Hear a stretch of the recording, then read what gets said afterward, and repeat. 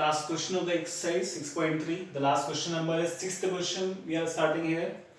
सबसे क्वेश्चन अलग है बाई क्वेश्चन से है, इसमें आपको फिर से सॉल्व नहीं करना है, इसमें आपको कुछ प्रूव करना है. You do not need to find the value, you have to prove here. तो ध्यान से इसके स्टेप देखेंगे बिकॉज क्वेश्चन थोड़ा सा हटके है बाकी सबसे. क्वेश्चन में गिवन क्या है, one triangle we have PQR and one triangle we are having here TQR which you can see here.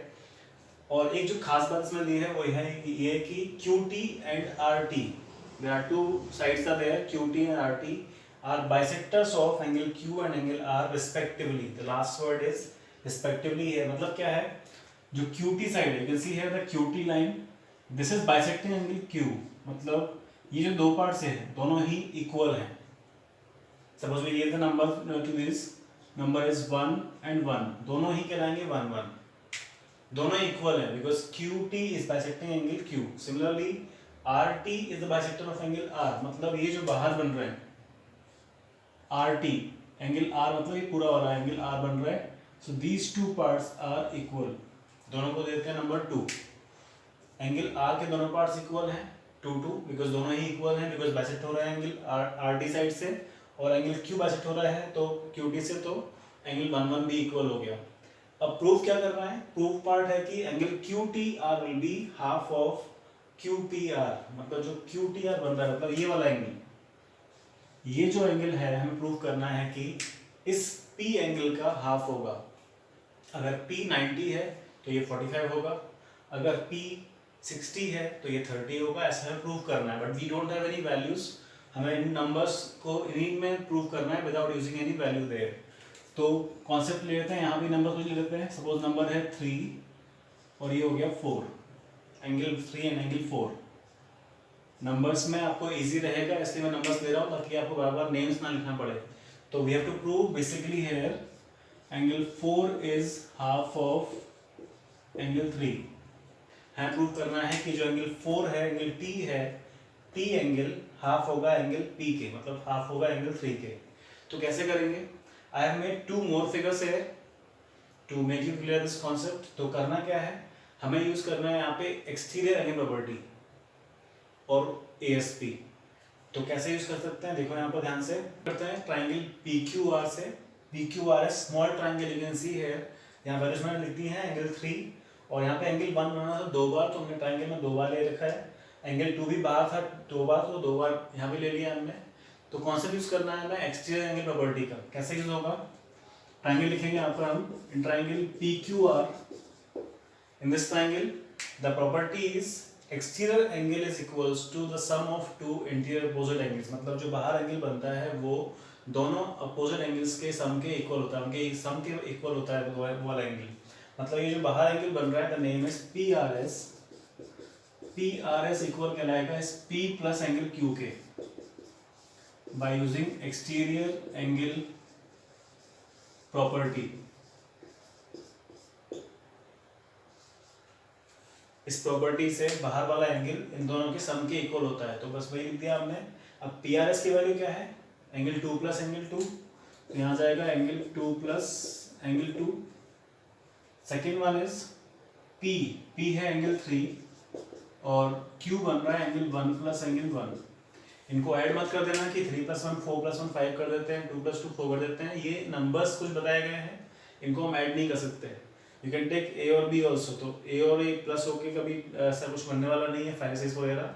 तो ट्वाइस ऑफ बनता है नंबर्स. तो ट्वाइस ऑफ 2 2 बार है तो आ जाएगा twice of 2 equals to 3 plus यहाँ हो जाएगा ट्वाइस ऑफ 1. ये एंगल्स हो जाएंगे यहाँ पे. इक्वेशन हम मान लीजिए इसको 1, आगे कुछ सॉल्व नहीं करना है. इक्वेशन नंबर 1 हमने इसको नंबर दे दिया. अभी सॉल्व करना है सेकेंड ट्राइंगल. सेकेंड ट्राइंगल में दिया हुआ है ट्राइंगल TQR, बड़ा सा ट्राइंगल जो बन रहा है. इस ट्राइंगल में ध्यान से देखो तो TQRS जो आगे लाइन बन रही है, Q एंगल में एक ही बना पा रहा है. The remaining part of this triangle is this one, जो हमने लिया नहीं है. यहाँ पे दूसरा 1 था, यहाँ दूसरा 2 था, वो हम नहीं ले रहे हैं. हम एक ट्राइंगल की बात कर रहे हैं जो है ट्राइंगल TQR और इसमें नंबर एक ही आ रहा है, चाहे वो 1 हो या 2 हो, ओनली 1 टाइम दिख रहा है यहाँ पे. तो इसमें भी यूज करेंगे हम एक सेम कॉन्सेप्ट एक्सट्रीम प्रॉपर्टी का. तो जो बाहर एंगल बन रहा है 2 वो इक्वल होगा इन दोनों के सम के इक्वल प्रॉपर्टी अकॉर्डिंग. तो ट्राइंगल लिखते हैं यहाँ पे, in triangle TQR. In this triangle what we have, angle 2 will be equals to angle 4 plus angle 1. Same concept, same उसका मेथड है, जो बाहर एंगल बन रहा है वो दोनों के सम के इक्वल होता है, तो एंगल 2 इक्वल आ गया एंगल 4 प्लस एंगल 1. अभी करना क्या है, दो इक्वेशन मिल गई, दोनों को कंपेयर करना है. कंपेयर कैसे होगा, जो एंगल 2 की वैल्यू आ रही है, एंगल 2 की वैल्यू को रिप्लेस करना है इस इक्वेशन में. मतलब जो एंगल 2 की वैल्यू है, ये value, this value we will write और we will put in equation 1 in place of angle 2. मतलब इसके प्लेस पर ये पूरी वैल्यू आ जाएगी, बाकी सब सेम रहेगा. देख सकते हैं यहाँ पे statement, put angle 2 equals to angle 4 plus 1 in equation 1. Equation 1 में हम पुट करने वाले हैं वैल्यू, तो क्या आ जाएगा, 2 था स्टार्टिंग का, वही रहेगा. इसके प्लेस पर आ जाएगा angle 4 plus angle 1 equals to angle 3 plus twice of angle 1. Next part is, इसका इंटू कर देते हैं अंदर, दोनों में इंटू हो जाएगा, तो twice of angle 4 plus twice of angle 1 equals to 3 plus twice of angle 1. ये आ गया यहाँ पे. अब दोनों में ट्वाइस ऑफ 1 ही आ रहा है, same to same, plus plus में है, यहाँ के माइनस होता है तो कट जाएगा प्लस माइनस, तो यहाँ से भी कर सकते हो. ट्वाइस ऑफ 1 कैंसिल कर दिया, अब बचता है यहाँ पे twice of 4 equals to angle 3. Twice of 4 equals to angle 3. 2 यहाँ पे मल्टीप्लाई हो रहा है, वहाँ जाएगा तो डिवाइड हो जाएगा, तो एंगल 4 इक्वल्स टू आ जाता है हाफ ऑफ 3.